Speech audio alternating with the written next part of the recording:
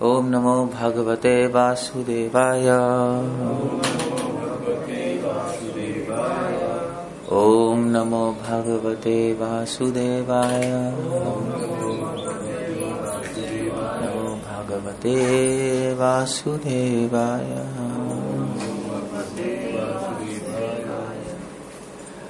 Okay, सो हम लोग पढ़ रहे हैं 12th चैप्टर, श्लोक संख्या 1 से 7 अभी फिलहाल।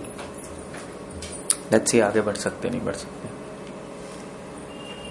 सो इस अध्याय का नाम है भक्ति योग, और इसीलिए सबसे छोटा अध्याय है, क्योंकि छोटे बहुत खोटे होते हैं। मैंने बताया था कि इम्पोर्टेंट चीज को बहुत प्रिसाइज बोला जाता है, लंबा चौड़ा घुमा फिरा के नहीं बोला जाता। मतलब अगर आप मायावादियों की बात सुनोगे, मायावादी शंकराचार्य के फॉलोअर्स, अद्वैत, वो लोग कहेंगे छोटा इसलिए है क्योंकि भक्ति में ज्यादा कुछ है नहीं। ठीक है, सिंपल है।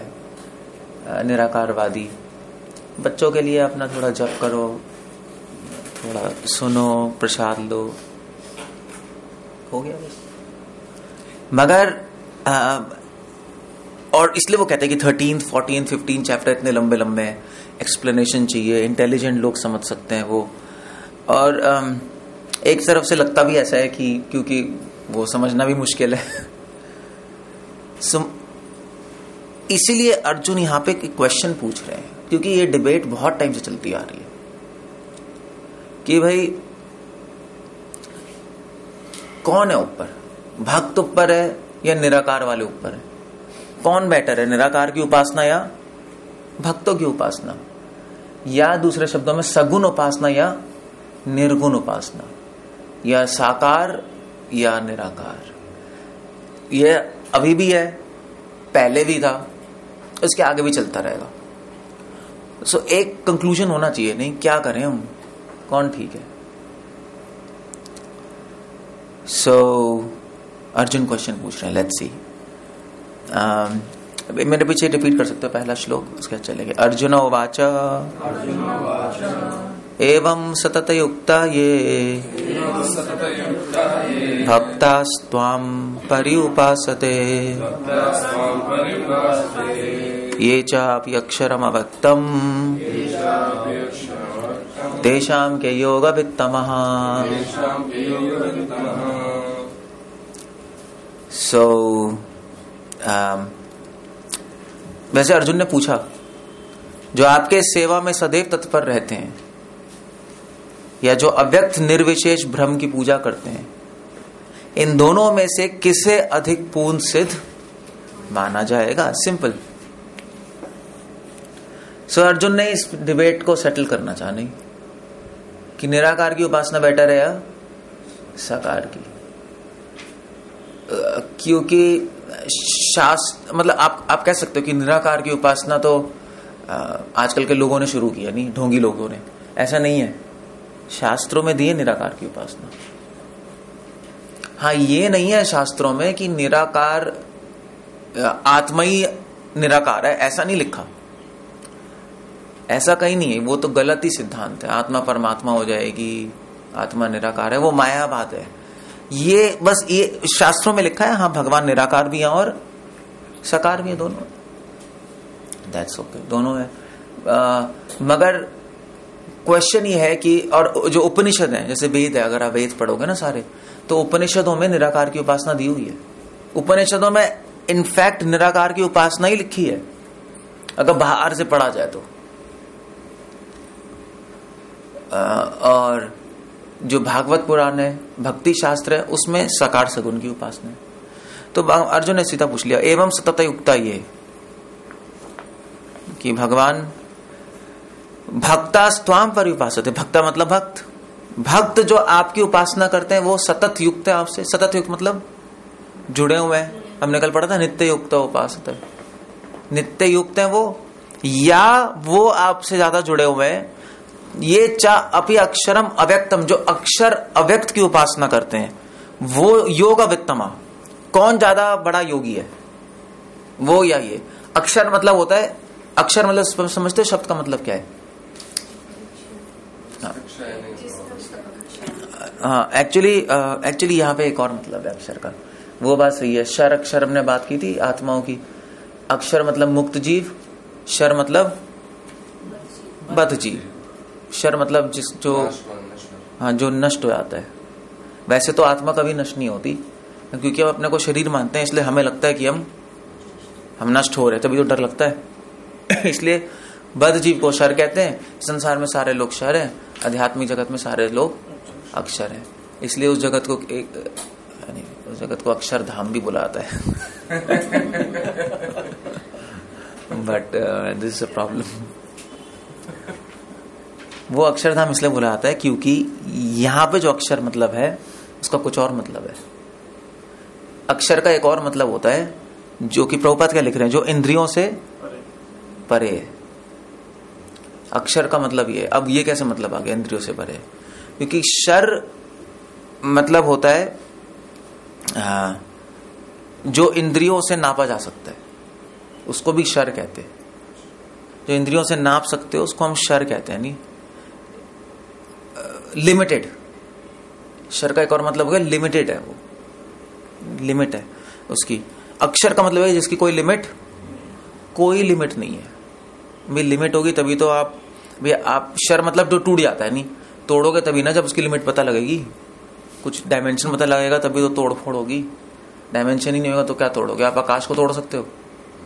शुरू कहां से करोगे? सो इसलिए हमें नहीं पता। इसलिए अक्षर मतलब जो इंद्रियों से परे, अक्षर का मतलब ये होता है।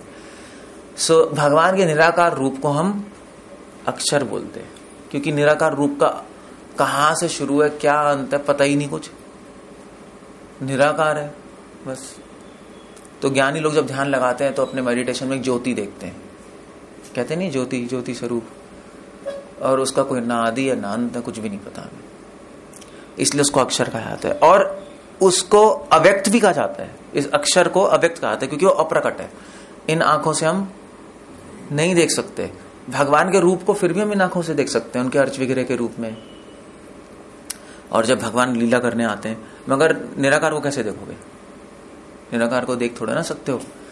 वैसे कुछ लोग जो लोग कहते हैं हमने निराकार के दर्शन किए, उसमें एक कॉन्ट्रडिक्शन है, पता है?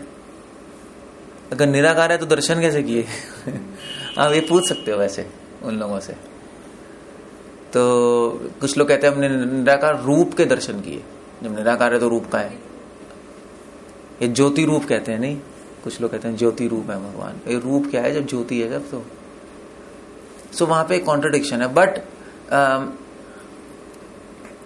ज्ञानियों को समाधि में एक लाइट के दर्शन होते हैं, वाइट लाइट। एक अमेरिका में बहुत फेमस, अमेरिका में जो जितने भी न्यू एज गुरुज नहीं होते, वो लोग, उनको बड़ा मजा आता है निराकार। वो लोग तो एक गुरु है तो उसका नाम व्हाइट लाइट मैन है। वो सफेद लाइट की चर्चा करता है, अपने ध्यान लगाओ को सफेद लाइट दिखाई देगी। कुछ लोग लाल लाइट पे जाते हैं, जैसे ब्रह्म कुमारी वाले, नहीं देखा? शिव बाबा, वो लाल लाइट को कहते हैं भगवान लाल लाइट है, जिसका नाम शिव है, शिव बाबा। वो शिव जी नहीं है, वो शिव बाबा है, वो कोई कुछ और ही है। तो वो लाल लाइट, कुछ लोग लाल लाइट कहते हैं। हाँ, सफेद और लाल लाइट तो सुना है। और कोई लाइट सुना है? कुछ सुना है किसी ने? येलो लाइट, शायद येलो लाइट सुना है। गोल्डन सुना है? किसी कोई कहता है? कोई, मुझे नहीं पता। हाँ, वैसे गोल्डन लाइट भी कहते हैं राम शरणम वाले, पता है? राम शरणम पता है संस्था? आपको लोगों को नहीं पता? तो वो लोग कहते हैं राम क्या है, उनके जो फाउंडर है उन्होंने कहा कि जब मैंने ध्यान लगाया तो मुझे गोल्डन लाइट दिखाई दी, वो राम है। सो ये सारे लोग क्या है? ये सारे लोग निराकारवादी हैं। को निराकार के एक लाइट के कुछ दर्शन हुए, दैट्स ऑल। सो वो लोग अपना लाइट का प्रीचिंग करते हैं और हम लोग भगवान कृष्ण की प्रीचिंग करते हैं। सो कौन है ऊपर? क्या है प्रॉब्लम? क्या है? क्या करें हम? सो अब भगवान आंसर कर रहे हैं इसका। अब हम भगवान का आंसर देखते हैं। भगवान क्या कह रहे हैं? आंसर इज निराकार। ओके, भगवान बता रहे, श्री भगवान उवाच।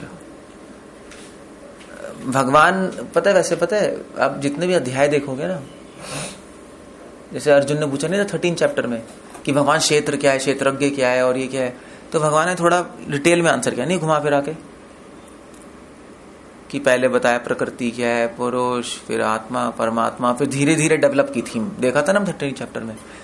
मगर यहां पे भगवान डायरेक्ट आंसर कर रहे हैं, कुछ घुमा फिरा नहीं रहे, सीधा भगवान का आंसर क्या है दूसरे श्लोक में, श्री भगवान उवाच मय्यावेश मनोयमाम नित्य युक्त उपासते श्रद्धया पर्योपेतास्ते मैं युक्त तमोमता। जो लोग अपने मन को मेरे साकार रूप में एकाग्र करते हैं और अत्यंत श्रद्धा पूर्वक मेरी पूजा करने में सदैव लगे रहते हैं, वे मेरे द्वारा परम सिद्ध माने जाते हैं। हो गया, खत्म हो गया चैप्टर बस और कोई जरूरत ही नहीं है इसके आगे, फिनिश। भगवान ने अपना कंक्लूजन दे दिया। भगवान घुमा फिरा नहीं रहे, क्योंकि पहले टॉपिक ही इतना घुमाने फिराने वाला है नहीं। निराकार वाले घुमा रहे हैं लोगों को, वो 1000 लॉजिक हैं उनके, ये हुए। भगवान ने कहा भैया इस डिबेट को तो सीधा आंसर से डायरेक्ट एक तीर होगा और खत्म। इसलिए अध्याय छोटा है, क्योंकि भगवान ने खत्म कर दिया यहाँ पे अध्याय। दो श्लोक में अध्याय खत्म हो गया बस। अब इसके बाद क्या चल रहा है वो हम देखेंगे, मगर एक्चुअली फिनिश हो चुका है। कृष्णा कह रहे हैं मयि आवेश मनोमयम, जो अपने मन को मुझ में आवेशित करता है। आवेशित, आवेश मतलब समझते हो क्या होता है? हाँ, एक्चुअली आवेश ना एक टेक्निकल टर्म है। प्रभुपाद क्या लिख रहे हैं यहाँ पर? स्थिर करता है, मतलब स्थिर करना एक स्थिर ही कहेंगे, मगर आवेश मतलब होता है अभिनिवेश। तो अभिनिवेश क्या होता है? अभिनिवेश होता है राग, द्वेष, आसक्ति, अस्मिता, अभिनिवेश। ये टेक्निकली टर्म है। प्रभुपाद भागवतम में कोट कर रहे हैं, भगवत में भी कोट कर रहे हैं। संसार में भी अभिनिवेश होता है हमें, भगवान में भी अभिनिवेश है नहीं? चूज कर सकते हैं हम अभिनिवेश। आवेश कहाँ डालें, संसार में डालें या भगवान में डालें? संसार में कैसे होता है आवेश हमें आता है? पहले राग होता है, किसी से होता ही नहीं होता है, और किसी से द्वेष होता है, वो द्वेष वाली हटा देते हैं, राग वाली ले लेते हैं। और फिर उसके बाद होता है आसक्ति, जिससे राग होता है उससे क्या होता है? आसक्त हो जाते हैं। फिर अस्मिता, जब आसक्त हो जाते हैं तो मोहित हो जाते हैं, मोह आ जाता है, नहीं होता है? नहीं होता है? आसक्ति से मोह हो जाता है, नहीं? बुद्धि मोहित हो जाती है, हम कुछ दिखाई नहीं देता फिर। और फिर उसके बाद एक स्टेज आती है अभिनिवेश। रोमियो जूलियट, पागल हो गए, अब कुछ भी पता नहीं लग रहा, मरने मारने को तैयार है, वो अभिनिवेश होता है। तो इस तरह से संसार में ये अलग अलग स्टेजेस हैं लोगों की। कुछ लोग राग की स्टेज में, कुछ लोग राग द्वेष की स्टेज पे हैं, कुछ लोग आसक्ति की स्टेज पे हैं, कुछ लोग अस्मिता की स्टेज पे हैं, कुछ लोग अभिनिवेश। अभिनिवेश वाले तो पागल होते हैं, मतलब वो पागलपन भी हो सकता है, मैनियक हो सकते हैं, नहीं साइकोपैथ हो सकते हैं, वो ऐसा इस तरह से होता है एक्सट्रीम। तो वो ही चीज भगवान कह रहे हैं मेरे लिए करो। भगवान के लिए हम करते हैं, हम भी भगवान, हम यहाँ पे भी राग है, किस लिए राग है? कृष्णा के लिए राग है, कृष्ण के भक्तों के लिए, कृष्ण की सेवा के लिए। नहीं, वही राग हमने वहां से उठा के यहाँ डाल दिया। यहाँ पे भी द्वेष है, किससे द्वेष है? इंद्रियों से, इंद्रियों से, इच्छाओं से नहीं। यहाँ पे द्वेष किससे है? उस हर चीज से द्वेष है जो भगवान की सेवा में रुकावट है, उस हर चीज से द्वेष है हमें। भोग से द्वेष है, भोग करने से द्वेष है, ये समझ लो बस। भोग सबसे बड़ी बुरी चीज है ना, जिसके से हम फंसते हैं। अपने स्वार्थ से द्वेष है हमें, वो गंदी चीज है नहीं, उससे द्वेष है। और फिर धीरे धीरे अगर हम इस तरह से राग द्वेष के प्रिंसिपल्स फॉलो करेंगे ध्यान से, तो क्या हो जाएगा हमें? तो हमें हो जाएगा आसक्ति हो जाएगी भगवान से। पहले भगवान की सेवा से और फिर भगवान से। पहले सेवा से आसक्ति होती है ना, आप किसी का जॉब करते हो तो पहले जॉब से आप आसक्त होते हो, जॉब करते रहते हो, फिर उसके मालिक से हो जाती है आसक्ति। तो उसी प्रकार पहले भगवान की सेवा से होती, सेवा अच्छी लगने लगेगी आपको, गुड, इसका मतलब एडवांस कर रहे हो। और फिर उसके बाद भगवान अच्छे लगने लगेंगे, और फिर उसके बाद अस्मिता, फिर आप मोहित हो जाओगे भगवान के रूप, गुण और लीलाओं से। वो मोहित समझते हो ना? मोहित मतलब हाँ, कि भगवान के रूप, गुण, लीला आकर्षित करने लगेंगे, वो अस्मिता हो गई। और फिर अभिनिवेश। अभिनिवेश मतलब प्रेम हो गया, पागल हो गए। क्या था, मीरा हो गई मगन। बहुत फेमस था ना सॉन्ग, बचपन में बहुत चलता था, सभी सुनते थे आई थिंक। सो अगर वो वैसा समझना चाहो तो वैसा समझ लो। You become bad, you get love. प्रेम का एक लक्षण है, प्रभुपाद लिख रहे हैं, actually Prabhupada nectar of devotion में लिख रहे हैं, प्रेम का लक्षण सिर्फ ये नहीं है कि मीरा हो गई, क्या है वो भूल गया, सिलागर लगन मीरा हो गई मगर वो तो चली मतलब ऑफ कोर्स प्रेम का ये हो सकता है लक्षण, मतलब वी डोंट से नहीं हो सकता, मतलब मेन लक्षण प्रेम का ये है कि प्रेमी, प्रभुपाद लिख रहे हैं, प्रेम मतलब रिस्क।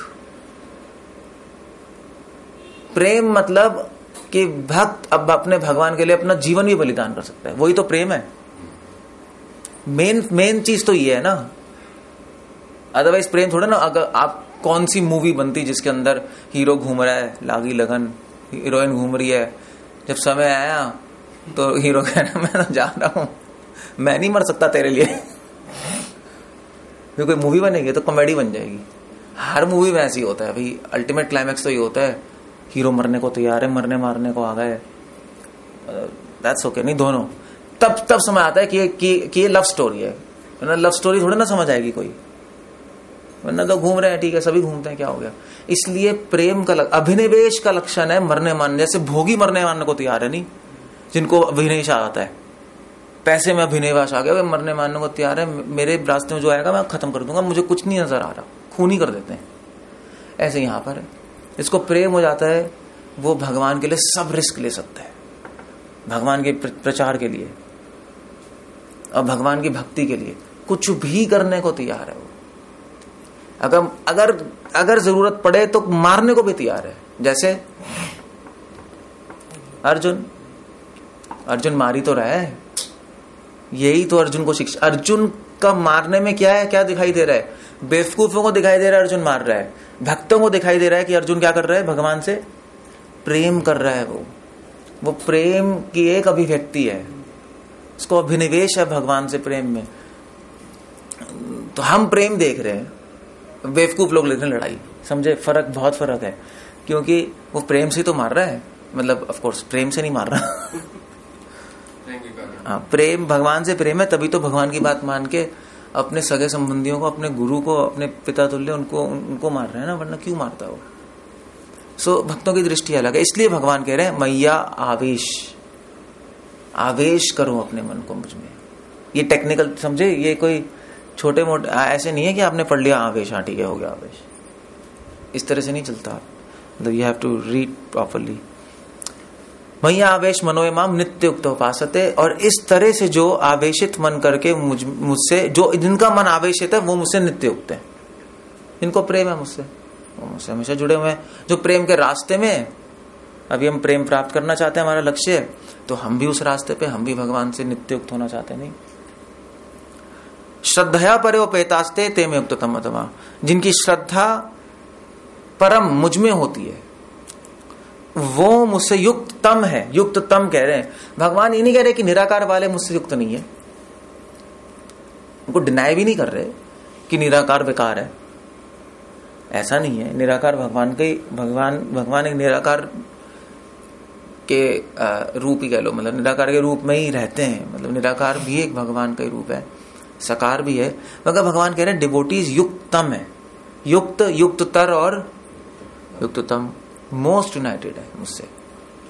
मैं उनके हृदय में और वो मुझ में है। वो मेरी दृष्टि से कभी ओझल नहीं होते, मैं उनकी दृष्टि से कभी ओझल नहीं होता। नहीं, डिवोटीज मेरे ही हैं। ये तो डिवोटीज के लिए सेटल कर दिया भगवान ने, गुड। और श्रीला प्रभुपाद यहाँ पे लिख रहे हैं, आप पढ़ना जाकर पॉपट में बाद में, कि भक्त निरंतर भगवान की सेवा में कार्यरत रहता है। नित्य युक्त उपास्यते का मतलब ये निकाल रहे हैं, जिसको प्रेम का लक्षण बता रहे हैं, जिसका आवेश है, जिसको आवेश है वो सदैव नित्य युक्त भगवान की, युक्त मतलब कैसे युक्त रहेगा, भगवान की सेवा करता रहता है। और इस सेवा, नित्य सेवा में प्रॉब्लम्स भी आएंगी, तभी प्रेम का मतलब रिस्क है। जैसे प्रभुपाद, क्योंकि हमेशा करना मुश्किल होता है ना, हमेशा करने में प्रॉब्लम्स तो आएंगी। कोई संसार कोई थोड़े ना कि आपको करने देगा, संसार तो डिजाइंड ही है रोकने के लिए। तो आप नहीं कर पाओगे, 1000 लोग कुछ बोलेंगे, कुछ रिस्क आएगी, कुछ प्रॉब्लम्स आएंगी, तो ठीक है, डिवोटी करता रहता है। इसलिए कह रहे नित्ययुक्त। नित्ययुक्त में मतलब इनहेरेंट मीनिंग है रिस्क का, प्रॉब्लम्स का। हर प्रॉब्लम को फेस करते हुए वो भगवान का करता रहता है। क्यों? क्योंकि भगवान से प्रेम है उसको। ओके, प्रेम के लिए तो करेंगे ना। जैसे वो एग्जाम्पल नहीं दे रहा था, जैसे भोगी लोग नहीं करते, मतलब कितनी मेहनत करते हैं, करते नहीं करते हैं पूरी लाइफ, और इतनी प्रॉब्लम्स आती है, और किसके लिए करते हैं?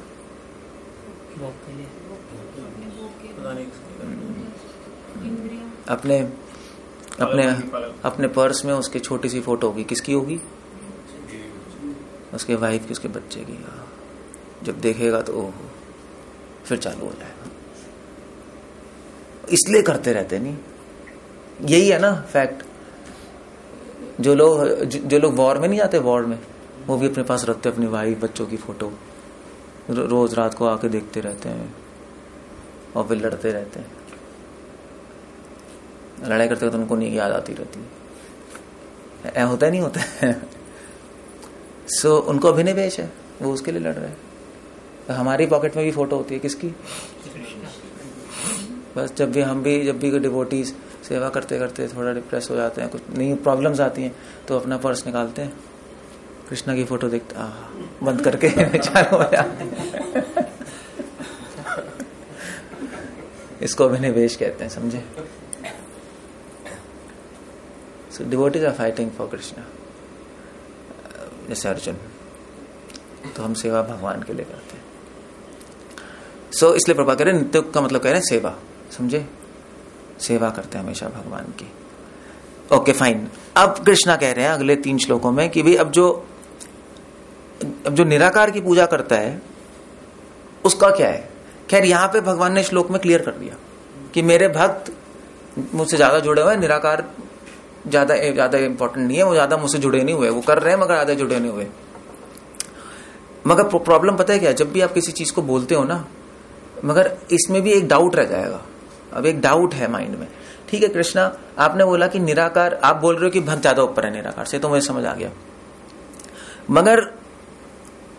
मगर जो निराकार, मगर आपको ये भी बताना चाहिए मुझे कि निराकार करने में प्रॉब्लम क्या है नहीं? अब ये आंसर अधूरा है। निराकार मत करो, निराकार से ऊपर साकार है, वो तो बात समझ आई, मगर निराकार में प्रॉब्लम क्या है जो आप कह रहे हो कि निराकार से ऊपर साकार है? इसलिए आंसर पूरा नहीं हुआ। नहीं, जैसे हम कहते हैं हमेशा भगवान को स्मरण करो, ये आंसर पूरा नहीं है। नहीं है, आपको ये भी बोलना पड़ेगा कि हमेशा भगवान को स्मरण करो और कभी भगवान को भूलो मत, तब आंसर पूरा होता है। हमेशा डेफिनेशन में पॉजिटिव नेगेटिव दोनों इंक्लूड किए जाते हैं, तब परिभाषा, ये परिभाषा बनाने की साइंस है। अन्वय व्यतिरेकश्च, अन्वय भी होता है और व्यतिरेक। उसी चीज को हम पॉजिटिव वे में भी बोलते हैं, उसी चीज को हम नेगेटिव वे में भी बोलते हैं, तब डेफिनेशन पूरी होती है किसी चीज की। जैसे मान लीजिए हम कहें कि भी इस प्रोग्राम में संडे मॉर्निंग में आप क्लास सुनने आना, ये कंप्लीट है? ये एक्चुअली कंप्लीट नहीं है। हाँ, सुबह आना, अब आपको ठीक है मैं तो आऊंगा, मगर मैं मिस कर दूंगा थर्सडे को, तो आपको कंप्लीट करने के लिए बोलना पड़ेगा हर संडे, हर सुबह क्लास में आना और कभी मिस मत करना, या हर सुबह आप क्लास में आना और सुबह कहीं मत जाना, तब कंप्लीट है। वरना बहाना मार दोगे, फिर तो एंगेजमेंट हो गई वहां, मैं तो बिजी हो गया। समझे? तो इसीलिए अभी आंसर पूरा नहीं है। मेरे भक्त सबसे ऊपर है क्योंकि उनमें क्वालिटी है। अभी उनमें क्या प्रॉब्लम है बताओ, तब तो माइंड कन्विंस होगा, वरना कन्विंस नहीं होगा। सो इसलिए भगवान अब पूरा कर रहे हैं। इसलिए भगवान जो आंसर करते हैं ना, उसमें सारे रूल्स अप्लाई करके आंसर करते हैं, परिभाषा के सबके, मतलब क्लियर करना है ना, वरना डाउट रह जाएगा। अगर हम नहीं बोलोगे तो डाउट रहता है हमेशा। कृष्णा भगवान है और कोई भगवान नहीं है, ये ऐड करना पड़ेगा। अगर मैं बोलूंगा कृष्णा भगवान है तो आप कहोगे ठीक है, इसका मतलब और भी भगवान है। मैं कन्विंस्ड हूं कृष्णा भगवान है, मगर शिव जी तो भगवान है, देवी भी भगवान है, तो पूरा बोलना पड़ेगा कृष्णा भगवान है और कोई देवी देवता भगवान नहीं है, बस दैट्स ऑल। ओके, सो भगवान क्या कह रहे हैं, let's see third and fourth. ये तो अक्षरम अनिर्देश्यम अव्यक्तम पर्युपासते सर्वत्रगम अचिंत्यम च कूटस्थम अचलम ध्रुवम। कृष्णा कह रहे हैं ये मतलब क्या होता है, जो लोग निराकारवादियों के कह रहे हैं, जो लोग, अब इससे हमें पता लगता है कि भगवान निराकार वादियों को थोड़ा सा अलग रख रहे हैं, नहीं? जो लोग करते हैं, भक्त तो मेरे भक्त हैं, मगर जो लोग निराकार की उपासना करते हैं वो लोग कैसे हैं? भगवान ने एकदम से उसको थोड़ा सेपरेट कर दिया, नहीं? पहले अपने आंसर में पहले ही शुरू में जो लोग करते हैं, नहीं? तो आप आंसर करोगे तो ऐसे पता नहीं लग जाएगा। मान लीजिए कोई मुझसे पूछे कि भी आपके प्रोग्राम में कौन कौन आता है, संडे प्रोग्राम में, तो हम बोलेंगे कि भी हमारे प्रोग्राम में सपोज आपके अनंत, जितेंद्र, पीयूष प्रभु, ये लोग आते हैं, और जो लोग संडे को आते हैं वो भी अच्छे हैं। तो मतलब आपको क्या, ये हमारे ग्रुप के थे, इंटरनल डिवोटी हैं, वो लोग आते हैं, अटेंड करते हैं। इसलिए ये श्लोक जे से शुरू हो रहा है। जे वैसे पंजाबी नहीं, जे पंजाबी का ही वर्ड है। जो को जे तो बोलते हैं, कैसे बोलते हैं जे?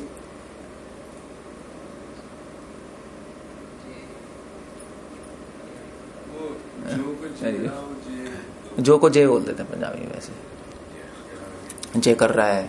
हरियाणा में भी तो है, और ये फिर नहीं, हरियाणा में, यूपी में कहाँ है? नहीं। सो एनीवे, तो ये संस्कृत से हिंदी आई है। नहीं तो वैसे ऊपर वाले श्लोक में देखो, उसमें भी जे है, मैया वेश मनो, ये मतलब ये, मतलब ये जे मतलब मैया वेश मनो, उसमें भी जो है, मगर वो जो भगवान बीच में लगा रहे,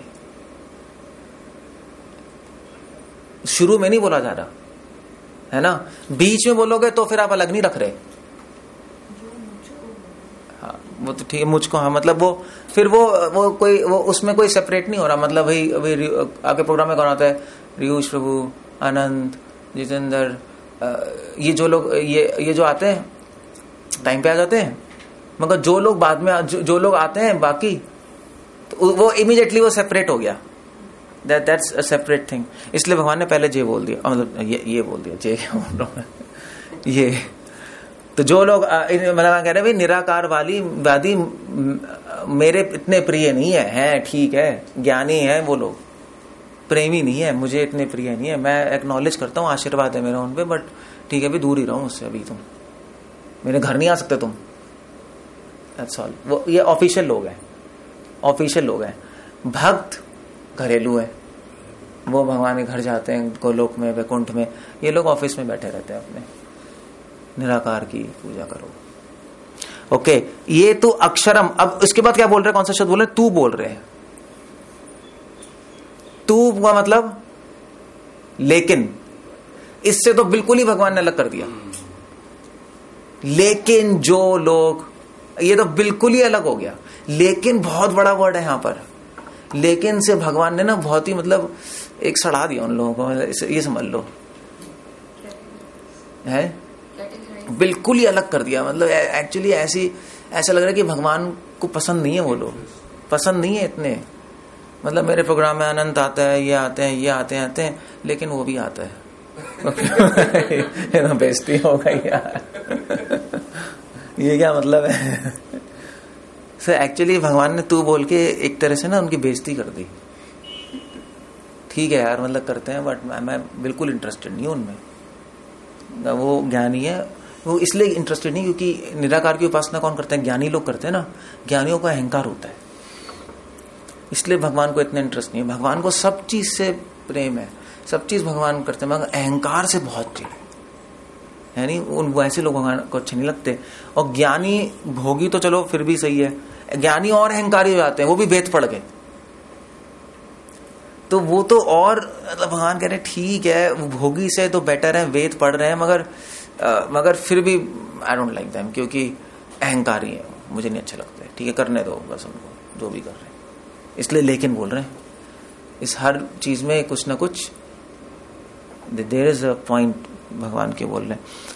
लेकिन जो लोग अक्षरम, अनिर्देश्यम, अव्यक्तम, जो अक्षर की उपासना करते हैं, अव्यक्त की उपासना करते हैं, सारे निराकार के ही शब्द हैं, अव्यक्त अक्षर जो इनकी उपासना करते हैं, सर्वत्र गम अचिंत्यम च, जो सर्वत्र गम मतलब हर जगह, जो हर जगह फैला हुआ है, अचिंत्य, अचिंत्य मतलब चिंतन से परे है, कूटस्थम, कूटस्थम मतलब कूटस्थम प्रभुपाद क्या लिख रहे हैं? हाँ, अपरिवर्तित है, निराकार हमेशा वैसे ही रहता है, मतलब अपरिवर्तित। कूटस्थम मतलब निराकार में कोई गुण नहीं है, कोई लीला नहीं है, कोई रूप नहीं है, कुछ भी तो नहीं है, क्या करोगे? कोई परिवर्तन थोड़ी ना है। कृष्ण में तो रूप गुण है, रूप है, गुण है, लीला है, हर दिन अलग अलग भगवान की एक्टिविटीज हैं, कितनी सुंदर सुंदर, वो तो कूटस्थम है। अचलम ध्रुवम, अचल है और ध्रुव है। जो लोग इसकी उपासना करते हैं, सन्निवे इंद्रिय ग्रामम, कृष्णा कह रहे हैं कि जो अपने इंद्रियों, इनकी उपासना करने के लिए, निराकार की उपासना करने के लिए इंद्रियों को अपने वश में करना पड़ता है। अब यहीं से भगवान ने शुरू कर, पहले तो भगवान ने बोल दिया कि देखो मैं उनसे प्रेम नहीं करता, पहली बात तो निराकार की उपासना में डिफेक्ट्स दिखा रहे हैं ना वो, देखो भी मेरे को डियर नहीं है, पहली बात हो गया। दूसरी बात हो गया कि सन्नि में इंद्रिय ग्राम, उनको अपनी इंद्रियों को वश में करना पड़ता है, कितना मुश्किल है। भक्तों को नहीं करने की जरूरत है, क्योंकि भक्तों की तो भक्ति करने से अपने आप इंद्रियां वश में आ जाती हैं, प्रभुपाद लिख रहे हैं। अगर भक्ति के नियम फॉलो करो अच्छी तरह और सही से करो, इंद्रियां अलग से वश में करने की जरूरत नहीं होती, अपने आप आ जाएंगी, भगवान ही करेंगे। ऋषिकेश ऋषिकेश ऋषिकेशेन ऋषिकेश सेवनम, अपनी इंद्रियों से जो इंद्रियों के स्वामी की पूजा करता है, भगवान ही कंट्रोल कर लेते हैं उसकी इंद्री। भगवान अपने रूप और गुण और लीलाओं से उसके मन को अपनी तरफ आकर्षित कर लेते हैं। यहां पे तो कोई आकर्षण ही नहीं, तो निराकार है, यहां क्या आकर्षण है? ना रूप है, ना गुण है, ना लीला है। तो उनको खुद ही अपनी इंद्रियों को पकड़ के रखना पड़ेगा, वो आकर्षण से बचा के रखना पड़ेगा। इसलिए भगवान ने दूसरा ड्रॉबैक बोल दिया, वे इंद्रियों को वश में करना पड़ेगा। देख लो, तो आधे लोग ऐसे ही भाग जाएंगे भगवान भगाना चाहते हैं लोगों को, ये जल्दी चले जाओ निराकार छोड़ के। अब ये कहने की बजाय कि छोड़ के चले जाओ, इनडायरेक्टली बोल रहे हैं नहीं कि वो भाग जाए वहां से। तो भगाने टेक्निक होती है, नहीं होती है। अब कई लोग हैं तो मैं कहूंगा भाई देखो हमारे इस प्रोग्राम में ये सब बैठे हैं, लेकिन मिस्टर बेरा भी बैठे हैं लेकिन भाई ये क्या पीछे मतलब ये एक स्पीकर से इंडिकेशन हो गई कि भाई अगली बार से है नहीं। सो और फिर उसके बाद फिर मैं कह दूं कि भी फिर इंद्रिय कंट्रोल करना भी मुश्किल है, तो ये तो एक और इंडिकेशन हो गई कि भी नहीं भैया निराकार वाले तो नहीं भाई, सबके लिए आसान है, पर मिस्टर वेरा के लिए बहुत मुश्किल है यार, पीछे ही पड़ गया यार, मैं कल से नहीं आऊंगा। So that's a point. Point यह है कि भगवान ड्रॉबैक्स बता रहे हैं कि हम उसमें वेंचर ही ना करें, हम जाएं, क्योंकि पता है क्या, निराकार कॉन्सेप्ट वैसे पता है बहुत अट्रैक्टिव लगेगा आपको इतने। अब मतलब मॉडर्न में क्या होता है, लोग जाते हैं, लोग कहते हैं मेडिटेट करो, ओम बोलो, और फिर बड़ा मजा आता है नहीं, उसमें एक अलग ही मजा है। अगर आप आता है नहीं आता है, वो कुंडलिनी खोलो, वो नहीं होती कुंडलिनी, चक्र वक्र, तो उसमें बहुत मजा आता है। फिर जब चक्र खुल रहे होंगे तो वहां पे मशीन लगा देंगे आपकी, नहीं ईईजी मशीन लगाएंगे, और फिर उसमें आपके वेव्स देखते रहेंगे, अल्फा बीटा थीटा। वो लोग करते हैं, सब निराकार वाले करते हैं, भक्त नहीं करते सब। वो लोग एक्सपेरिमेंट करते रहेंगे, रामकृष्ण मिशन चले जाओ, वो चले जाओ वहां लगा लोगों के बैठे रहेंगे, फिर देखेंगे कि भी उसमें अल्फा वेव्स आ रही हैं, बीटा आ रही हैं, डेल्टा आ रही हैं, तो वो सो रहा होगा मेडिटेशन के वक्त। अल्फा बीटा थीटा, बीटा आ रही है तो हाँ भी मेडिटेशन बहुत डीप है, निराकार में लगा हुआ है। सो लाइक दैट वो चेक करते रहते हैं। अब उनको चेक तो वो तो ऐसे ही करेंगे ना, भक्तों ऐसे तो थोड़ी ना जरूरत है, क्योंकि भक्तों के लिए तो चेक करने वाले कौन है? कृष्ण ही है। उनके पास कोई है ही नहीं चेक करने वाला, वो खुद ही चेक करते रहेंगे अपने अंदर क्या चल रहा है, कुछ तो करेंगे वो।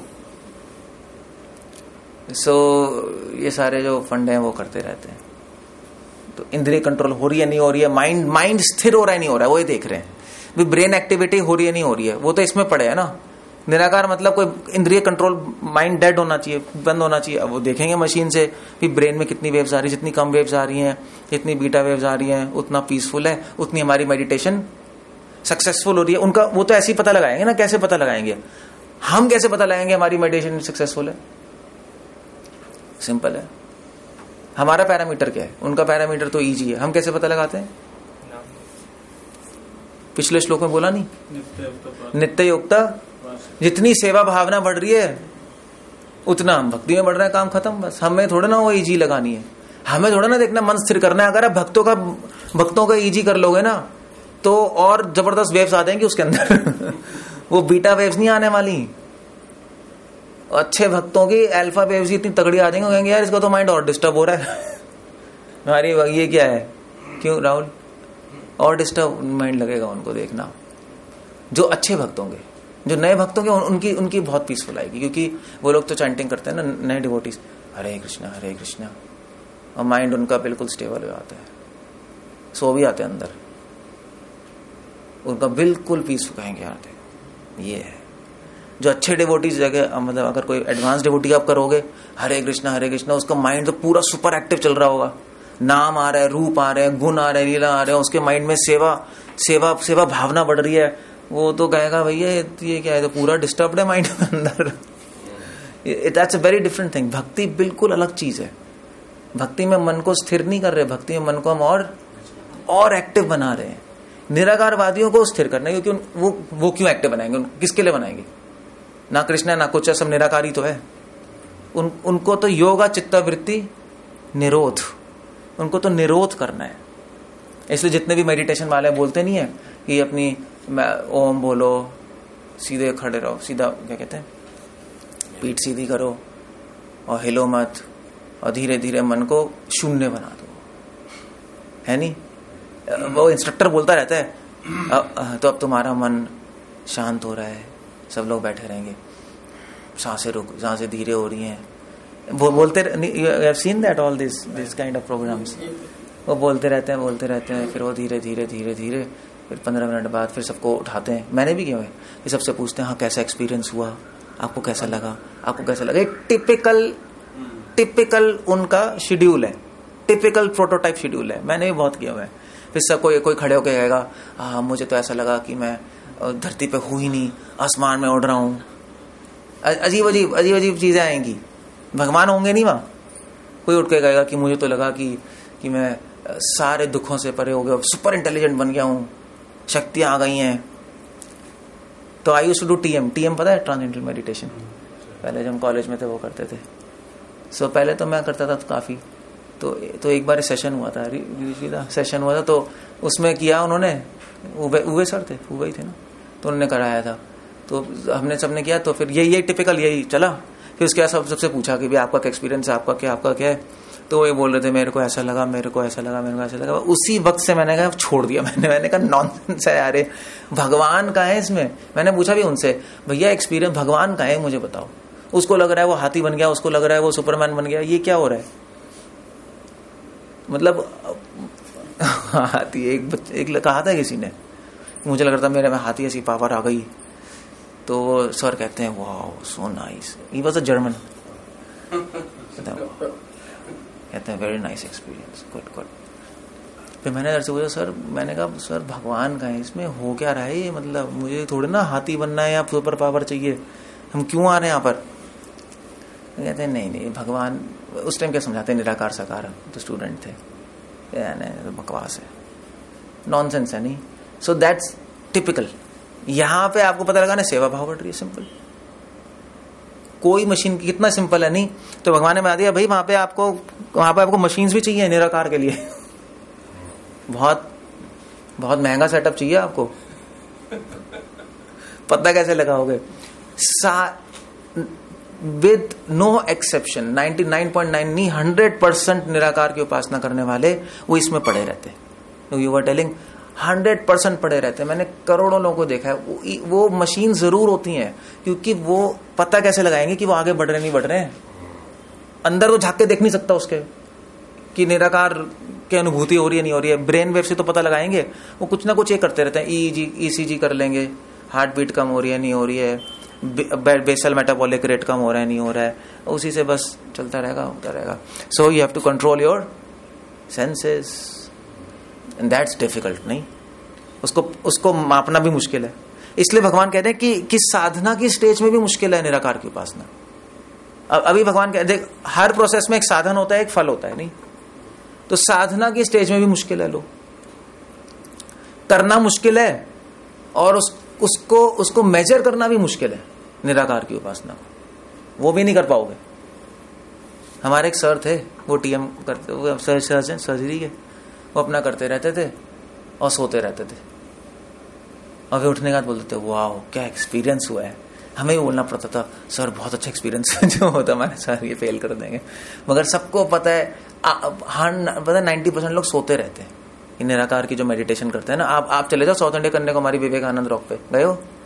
विवेकानंद रॉक, वहां विवेकानंद रॉक पे उन्होंने बना रखा है। आप जाओ, वहां विवेकानंद ने मेडिटेशन की थी, वहां पे सब जाके मेडिटेशन करते हैं और सब सोते रहते हैं। क्या कलयुग के लोगों के लिए निराकार उपासना नहीं, आप नहीं कर सकते, सोते रहोगे, नहीं हो सकती, इम्पॉसिबल है। हम पहले इतने वीक हैं लोग। निराकार की उपासना करते थे तो करते भी थे तो वो लोग सत्युग उन युग में होते थे जहां पे पावर थी, और वैसे भी सिटीज में रह के तो हो ही नहीं सकती। आप माइंड को जीरो नहीं कर सकते सिटी में रह के, इम्पॉसिबल है। सो भगवान यहां पे कह रहे हैं इम्प्रैक्टिकल भी है। सेंसेस को कंट्रोल करना कह रहे हैं भैया इम्प्रैक्टिकल है। देख लो, सर्वत्र समबुद्धि है, सब जगह समान बुद्धि रखना, दैट्स नॉट इजी। समान बुद्धि कैसे रखोगे आप? नहीं रख सकते। आज की एज में तो बिल्कुल नहीं रख सकते। सत्युग में फिर भी रख सकते हो, सब अच्छे हैं, ठीक है। भक्ति में समान बुद्धि रखने की जरूरत नहीं। भक्ति में क्या है? राग और द्वेष है नहीं। हमें भगवान से राग है और भगवान की सेवा में जो भी रुकावट उससे द्वेष है, उसमें कोई समान बुद्धि नहीं चाहिए हमें। ते प्राप्नुवन्ति मामेव, भगवान कह रहे हैं वो भी मुझे प्राप्त करते हैं, वो भी भगवान को प्राप्त करते हैं, मगर भगवान ने बोल दिया कि मुश्किल से करते हैं। इतना आसान नहीं है। कर जाएंगे मगर बहुत जन्मों बाद। आप पढ़ना पढ़, अगर करेंगे भी तो बहुत जन्मों बाद। तो इसमें कौन सा श्लोक है गीता का कि ज्ञानी बहुत जन्मों बाद प्राप्त करते हैं? बहुनाम जन्मानाम अन्ते ज्ञानवान माम प्रपद्यते 7.19। कई जन्मों बाद ज्ञानी निराकार की उपासना करते हैं। प्रभुपाद लिख रहे हैं इसका मतलब है कि ज्ञानी फालतू में टाइम वेस्ट करके मुश्किल प्रोसेस करके भगवान को चाहते हैं। भक्ति आसान प्रोसेस है। हमने कब कहा नहीं आसान है? निराकार से तो बहुत आसान है। मगर अब निराकारवादी कहते हैं देखो इतना आसान प्रोसेस कर रहे हैं, हम तो मुश्किल करेंगे। क्यों करोगे भी मुश्किल? फालतू में आवेल मुझे मारने वाली बात हो रही। प्रभुपाद एग्जांपल नहीं दे। प्रभुपाद कह रहे हैं अभी अगर लिफ्ट से आ सकते हो, आप सीढ़ी से आ सकते हो, तो कैसे जाओगे? ऑफ कोर्स, मतलब 4th फ्लोर पे तो सीढ़ी से आ जाओगे। मैं सीढ़ी से जाऊंगा। आप जाओ, आप अमेरिका जाओ या इंडिया में भी आप जाओ, 100 स्टोरी बिल्डिंग है। कितनी स्टोरीड है? 100 है। इंडिया में 100 कहाँ है? इंडिया में है ही नहीं 100। इंडिया में 100 हो ही नहीं सकती। वहां पे 100 स्टोरी। आप सीढ़ी से आओगे लिफ्ट से जाओगे? सीढ़ी की सोचोगे भी नहीं आप। भाई मैं आधे घंटे वेट कर लूंगा नीचे सीढ़ी लिफ्ट की, लिफ्ट से जाने वाला हूं मैं। सो क्या तो what you do with that? Twin tower वो तो चला गया। तो हाँ, तो पहले टूर के लिए लाते थे उसमें, ट्विन टावर में। हम भी गए थे जब मैं छोटा था ट्विन टावर में, उसमें टूर के लिए ले आते थे, हमें भी ले गए उसमें। लिफ्ट में ले जाने के लिए स्पेशली सबसे ऊपर। तो खड़े रहो लिफ्ट में आधे घंटे, मतलब 20 मिनट लगते थे ऊपर जाए। इतना बहुत बड़ा है, और इतनी बड़ी लिफ्ट थी रूम के बराबर। सोफे वोफे पे बैठ जाओ, अपने आराम से पढ़ते रहो। ये सबसे ऊपर जाओ, वहां पर बादल ही बादल होता है, कुछ दिखाई नहीं देता नीचे, दिखाने ले आते नीचे, कुछ पता नहीं लगता। तो वो ट्विन टावर है, अब तो चलो चला गया। So who wants to go भाई, वहां पे सीढ़ी होती ही नहीं प्रैक्टिकली, तो पीछे एक अलग से सीढ़ी थी, कोई कौन जाता है सीढ़ी से। सो ऐसी बात है, अगर आप मतलब एक ट्विन टावर में ऊपर जाने के लिए कोई लिफ्ट की जरूरत है, तो भगवान कितने ऊपर है। वहां पे उड़ना, सीढ़ी से जाओगे। वैसे मैं सोच रहा था, वैसे रावण बेवकूफ था, वो सीढ़ी बना रहा था स्वर्ग तक, लिफ्ट क्यों नहीं बनाई उसने। अगर सीढ़ी बना भी था स्वर्ग तक, तो पैदल थोड़ी ना कोई जाता। हो सकता है एक्सीलेटर बना रहा हूं, अगर लिफ्ट बनानी चाहिए थी उसको आइडियली, नहीं सीढ़ी क्यों बना रहा। सो वांट्स टू गो। सो इसलिए प्रभुपाद कह रहे हैं, इसलिए भगवान ने पूरा डिस्करेज कर दिया। वो मुझे कर लेते हैं प्राप्त, मगर बीच में मर जाएंगे। वो लिफ्ट से जाओगे, हार्ट अटैक हो जाएगा, कुछ ना कुछ हो जाएगा। इसलिए ज्ञानी को कई जन्म लगते हैं, मर जाते हैं करते करते, मर जाते हैं, फिर पैदा होते हैं, फिर मर जाते हैं, कंप्लीट ही नहीं होता। कैसे पहुंचोगे ऊपर, फिर मर जाते हैं, कंप्लीट होता ही नहीं, मरते रहते हैं, फिर पता नहीं किसी जन्म में वो मुझे प्राप्त करते हैं। पता है कैसे प्राप्त करते हैं, एंड में कैसे करते हैं, प्रभुपाद लिख रहे हैं यहाँ पर। हाँ, एंड मरते रहते, ऊपर पहुंच नहीं पाते। 100 बिल्डिंग की स्टोरी है, 10, 15वें, 20वें, 30वें तक पहुंचते हैं, मरते जाते हैं, बीच में थक जाते हैं, रुक जाते हैं, फिर 30वें फ्लोर पे उनको लिफ्ट वाला मिलता है। भैया आजा, तू मर जाएगा। वो थकते हाँ भैया, तब वो पहुंचता है वो। सो प्रभुपाद लिख दे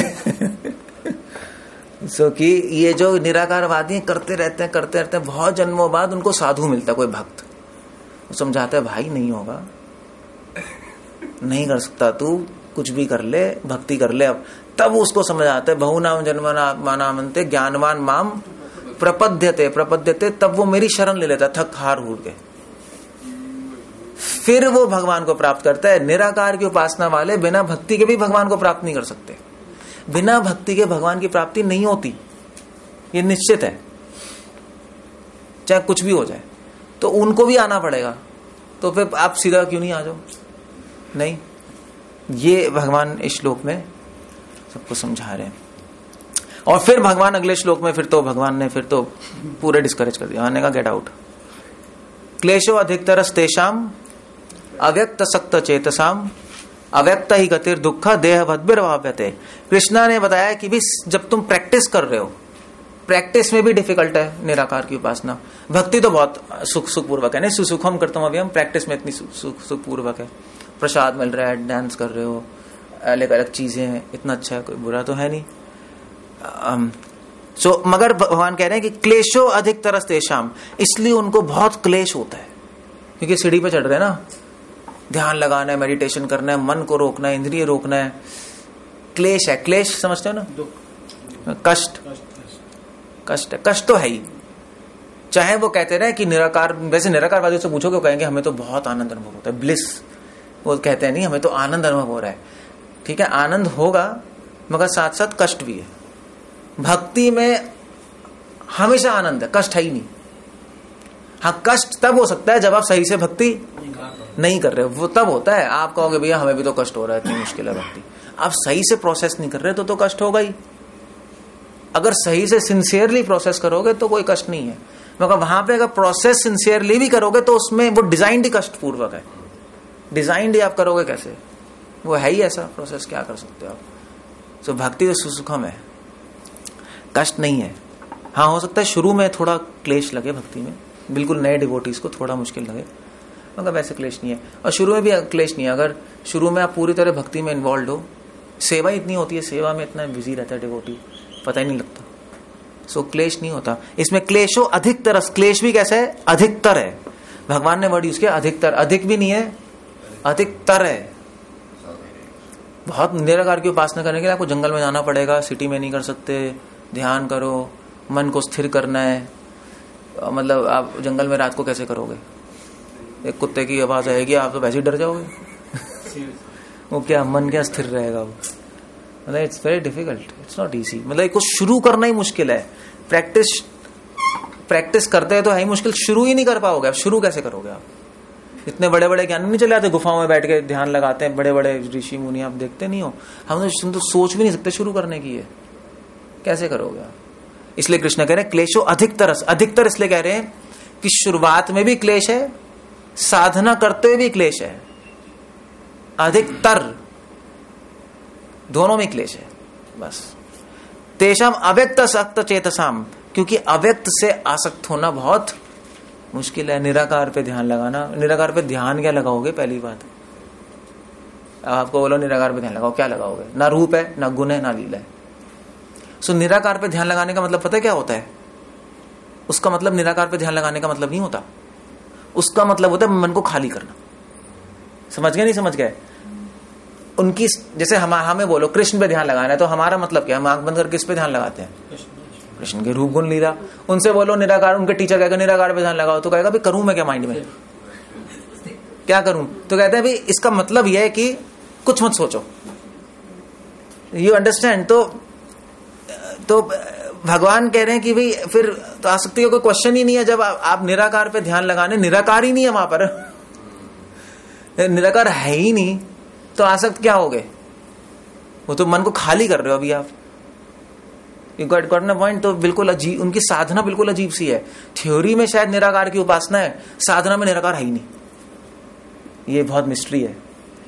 आप किसी भी निराकारवादी से पूछ लो कि भी तुम जब मेडिटेशन करते हो तो किस पे ध्यान लगाते हो?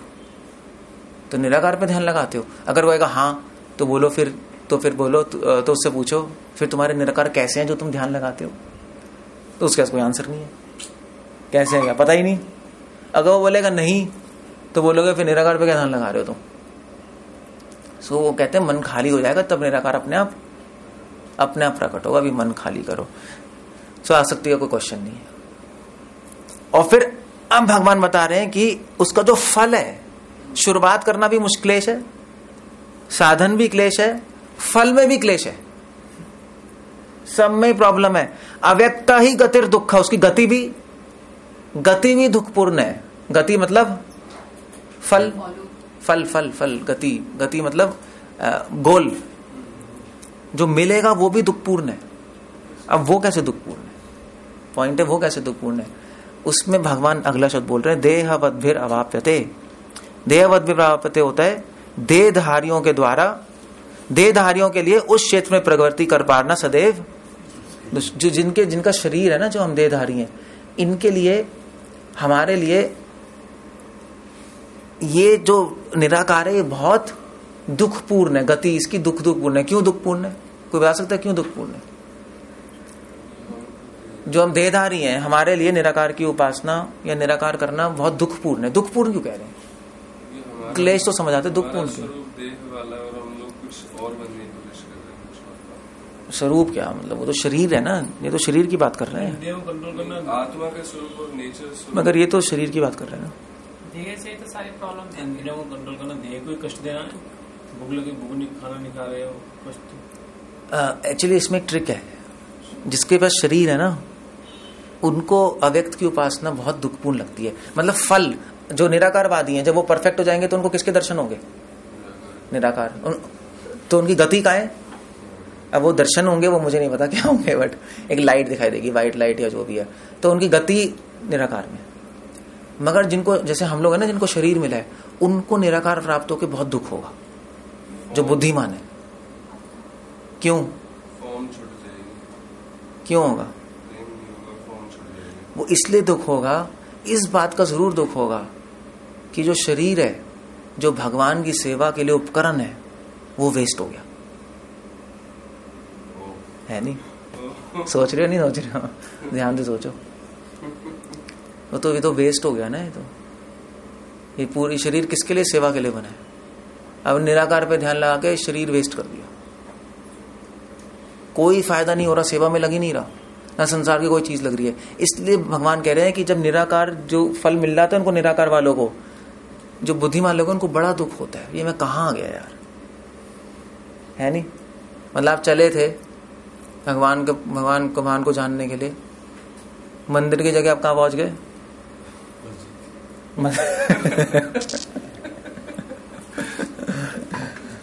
मंदिर की जगह आप पहुंच गए कहीं रेगिस्तान में, गलत जगह, और वो कहाँ गए यार मैं, मतलब रेगिस्तानी, सपोज आप मंदिर की जगह पहुंच गए, रेगिस्तान तो गंदी जगह है, आप माउंटेन में पहुंच गए कहीं हिमालय में, ठंड में, सब कुछ गार्डन वार्डन सब कुछ है, अच्छा है बहुत, और कहाँ गए यार, मंदिर जाना था, वहां की सेवा करनी थी, यहाँ सब कुछ अच्छा है मगर सेवा क्या है।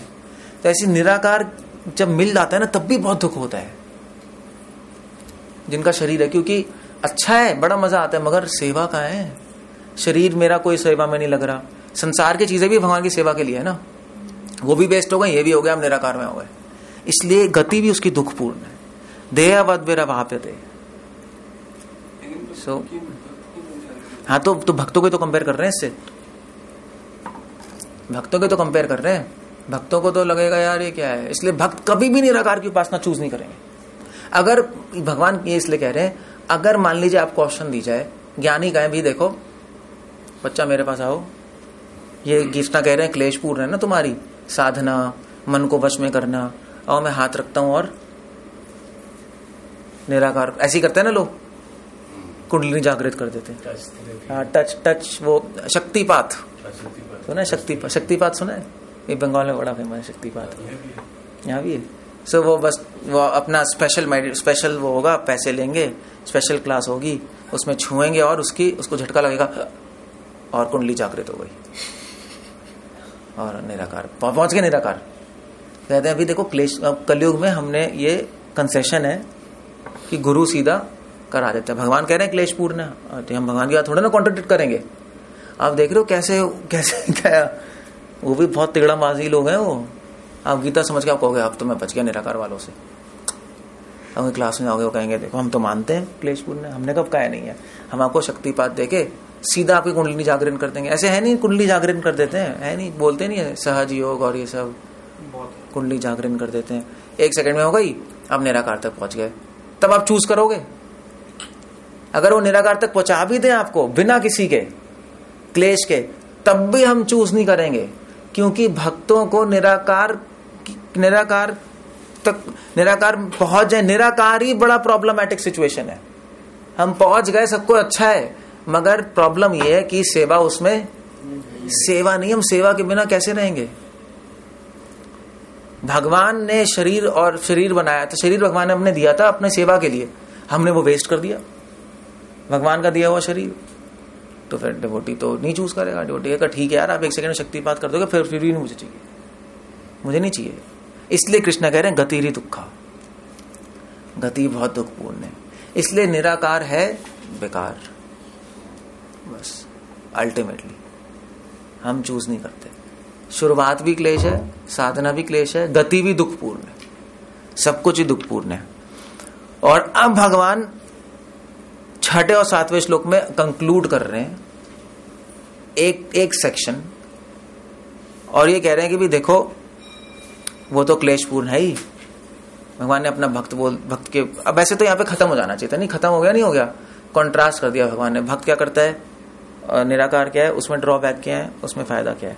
मगर इसके बाद भगवान हरे कृष्ण, मगर इसके बाद भगवान अपने डिवोटीज को एनकरेज कर रहे हैं। निराकार के लिए डिस्करेज कर दिया, डिवोटीज को अब एनकरेजमेंट दे रहे हैं भगवान, नहीं अब तुम मेरे पास आओ, कोई वो बहुत मुश्किल है और मेरी सेवा बहुत इजी है। ये तो सर्वाणी कर्माणि मयि सन्न्यस्य मत्परा अनन्येव योगेन माम ध्यायन्त उपासते। जो अपने सारे कार्यों को मुझ में अर्पित करके, ये तू सर्वाणी कर्माणि, सारे कार्यों को मुझ में अर्पित करके, सन्न्यस्य मत्परा, अपनी इच्छाओं को मुझसे जोड़कर सारे काम कर रहा है, किसके लिए, मेरे आनंद के लिए। सन्न्यस्य मतलब मेरे, सन्न्यस्य मत्परा, अपनी इच्छाओं को मुझ पे छोड़कर, मत्परा मेरे लिए करके, जो अपने सारे काम मुझे आनंद देने के लिए करता है, उसको अपना मन रोकने की जरूरत नहीं है, इंद्रिय कंट्रोल करने की जरूरत नहीं, इंद्रिय चलाओ, बल्कि उल्टा कॉन्ट्रास्ट भी दे रहे हैं निराकार की। बिल्कुल यहाँ पे वो वहां पे कर रहे हैं, यहाँ पे बिल्कुल उल्टा कर रहे हैं। काम करो, इंद्रिय चलाओ, मगर किसके लिए करो, मुझे आनंद देने के लिए। अनन्य योगेना, वो अनन्य तरीके से भक्ति योग करता है, और माम ध्यायन्त उपासते, और मेरा ध्यान निरंतर करता है मेरे रूप गुण लीला का। फिनिश। सेवा करते करते उसको मेरा ध्यान होता है। तेषाम अहम समुद्धरता, मैं उसको समुद्धरता, मैं उसका उद्धार करता हूं। समुद्धरता मतलब कंप्लीट, पूरी तरह उसका उद्धार कर दूंगा, अविद्या से भी, संसार से भी, जन्म मृत्यु से भी। मृत्यु संसार सागर, मृत्यु के सागर से। बहुत बड़ा टर्म है मृत्यु का सागर, अगर आप ध्यान से सोचोगे। इस संसार का नाम मृत्यु सागर ही है। वो एसी में बैठ के पता नहीं लगता, चिंता मत करो आप, वो नहीं पता लगेगा आपको। वो मैं चलाया मगर ऐसे समझ नहीं आएगा मृत्यु सागर। This is a different term. यहाँ पे आप संस्कृत वर्ड सोच सकते हो, वैसे नहीं समझ पाओगे। ये समझ आ गया मृत्यु सागर तो आप भक्ति छोड़ ही नहीं सकते आप। मतलब 24 घंटे आप नाम ही लेते रहोगे, भैया फंस गया मैं मृत्यु सागर में। मगर भगवान कह रहे हैं कि कोई प्रॉब्लम नहीं है, शुरुआत ऐसी से हो सकती है, मगर मैं तुम्हें निकाल लूंगा यहाँ से, चिंता मत करो। शुरुआत तो वहीं से करोगे, मैं कुछ ना कुछ प्लानिंग करके तुम्हें मृत्यु सागर से बाहर निकाल लूंगा, तुम्हें रियलाइज करा दूंगा, मैं रियलाइज कराऊंगा तुम्हें कि मृत्यु सागर है, चिंता मत करो। चिंता मत करो, मैं कराऊंगा रियलाइज। अब वो कैसे कराएंगे वो भगवान जाने। जिसको नहीं हो रहा उसके लिए फिर कुछ प्लानिंग होगी, बट भगवान निकालेंगे, रियलाइज करा के निकालेंगे, ऐसे नहीं निकालेंगे। ऐसे निकाल दें आपको, हो गए भगवान ऐसे ही मुझे निकाल दिया, मैं वापस जाऊंगा। तो रियलाइज करा के निकालेंगे। अब वो भगवान को और कुछ एक्स्ट्रा करने की कोई जरूरत नहीं है, आपके कर्मों को यूज करके आपको रियलाइज करा देंगे। वो कुछ नहीं करते, आपके जो गंदे कर्म है ना, उसी से आपको रियलाइज करा देंगे कि प्रॉब्लमैटिक सिचुएशन है संसार में। एक्स्ट्रा कुछ नहीं करना होगा उनको। भगवान बहुत इंटेलिजेंट है ना, मतलब उनसे ज्यादा इंटेलिजेंट कौन है। भवामी ना चिरात पार्था मैया बेशत चेतसा, और चिरात पार्था मतलब ज्यादा देर नहीं लगेगी, बहुत ही जल्दी मैं उसको, भवामी मतलब मैं, अहम मतलब मैं, देख रहे हो आप बार बार भगवान बोल रहे हैं। भवामी मतलब बार बार बोल रहे हैं मैं कराऊंगा, मैं मैया, फिर मैं आ गया मुझे, मैया आविशते चित्तसाम। इस श्लोक में भगवान ने बार बार मैं बोला है, नहीं पिछले श्लोक में मई माम। भगवान कह रहे हैं भक्तों को मैं पर्सनली इस संसार से बाहर निकाल। निराकारवादी को तो अपने ही बल पे चल रहे हैं वो, यहाँ पे मैं उठा रहा हूं उनको। बस शर्त यह है कि हमें भगवान को पकड़े रखना है बस। अगर हम ही छोड़ के भाग जाएंगे तब नहीं हो सकता। तो चैंटिंग के वक्त हम छोड़ के चले आते हैं, पता है चैंटिंग का मन क्यों भागता है? इसलिए नहीं भागता क्योंकि वो भागना आता है, आप ही छोड़ रहे हो भगवान को, इसलिए भाग रहे हैं। आप इंजॉय करना चाहते हो, आप चूज कर रहे हो अपने माइंड में कि मैं कृष्ण को छोड़ूंगा, इसलिए भाग जाएगा। अगर आप चूज नहीं करोगे ना तो भाग ही नहीं सकता। क्योंकि अगर आपका अभी मैं चैंटिंग कर रहा हूं, मन भाग गया, तो इसका मतलब मन आपका बड़ा चैंटिंग से, मन ज्यादा पावरफुल है चैंटिंग से, बताना जरा। फिर तो कंक्लूजन आप ये निकालोगे ना, मन ज्यादा पावरफुल है नाम से, मगर ऐसा हो ही नहीं सकता। नाम ज्यादा पावरफुल है मगर नाम इतना शक्तिशाली होते भी मन भाग रहा है। तो कंक्लूजन क्या है इसका? कंक्लूजन ये कि हम खुद भगा रहे हैं माइंड को दूर, खुद जाना चाहते हैं हम, इसलिए भाग रहे हैं। अगर हम भगवान के पास बैठना चाहेंगे तो मन की कोई मजाल नहीं है कि वो भाग जाए, भगवान पकड़ लेंगे। अगर हम ही जाना चाहते हैं तो फिर मन तो जाएगा हमारे साथ। तो प्रॉब्लम ये है। अब वो आपको लगता नहीं, चैंटिंग है तो हमें लगता नहीं है कि हम खुद ही भगवान को छोड़ना चाहते हैं। हम तो कोशिश करते हैं ना लाने की, मगर कहीं डीप डाउन, कहीं हमारे सबकॉन्शियस माइंड में हम खुद चूज कर रहे हैं हरे कृष्णा कृष्ण कृष्ण हरे हरे। अबे कृष्णा क्या लेना देना तुझसे, भाग गया मन। हम खुद कह रहे हैं, मानो ना मानो, वरना मन भाग नहीं सकता, मन नहीं भाग सकता। हम एनवियस है ना भगवान से, द्वेष है हमें, इसलिए भाग जाते हैं। कहाँ भाग जाए? कभी अमेरिका भाग जाएगा, कभी पता नहीं कहाँ भागता है, वो आपको ही पता है कहाँ भागता है आपका मन, जो भी है। ठीक, भगवान को छोड़ के एंजॉय करना चाहता है ना, ठीक है, भाग गया। तो आप चूज कर रहे हो अंदर कहीं, आपको खुद भी नहीं पता आप चूज कर रहे हो। प्रॉब्लम, हमें इतनी हैबिट हो गई चूज करने की, भगवान को छोड़ने की, कि हमें पता ही नहीं लग रहा कि हम भगवान को छोड़ना चाहते हैं। जब अगर आप चैंटिंग आपकी बहुत अच्छी हो जाएगी ना, आपको एग्जैक्ट दिखाई दे रहा होगा कि आप चूज कर रहे हो, हम ही चूज कर रहे हैं। शुरू में नहीं दिखाई देगा आपको। जब माइंड क्लियर हो जाएगा ना, जब सारी डर्ट हट जाएगी, भगवान कह रहे हैं ना मृत्यु सागर से निकालूंगा, भगवान ही अंदर से हमें दिखाएंगे कि देखो तुम ही चूज कर रहे हो, मेरी गलती नहीं है तो तुम्हारा मन भाग रहा है, तुम दूर जाना चाहते हो। दिखा देंगे, जिस दिन हमें दिखाई दे जाएगा हम चूज करना बंद कर देंगे, दैट्स ऑल, फिर मन लग जाएगा। सो भगवान इस तरह से अंदर से और बाहर से किसी तरह प्लानिंग कर करके हमें इस संसार से बाहर निकाल देते हैं। अगर आप चूज कर लोगे तो जल्दी काम हो जाएगा, चूज नहीं करोगे तो थोड़ा टाइम लगेगा। अगर सीधी उंगली से घी नहीं निकलेगा तो टेढ़ी भी करनी पड़ती है। सो कुछ ना कुछ तो करेंगे। हरे कृष्णा। कल हम और पढ़ेंगे इसको, बट कुछ पूछना, कुछ कहना है? I stop. कोई क्वेश्चन है? अदरवाइज क्लियर नहीं हो गया? अब निराकार है, बेकार, निराकार के चक्कर में मत पड़ो। बहुत अच्छा ये स्टार्टिंग है भगवान 12 चैप्टर की। Okay, that's clear. Hare Krishna. Srila Prabhupada की जय।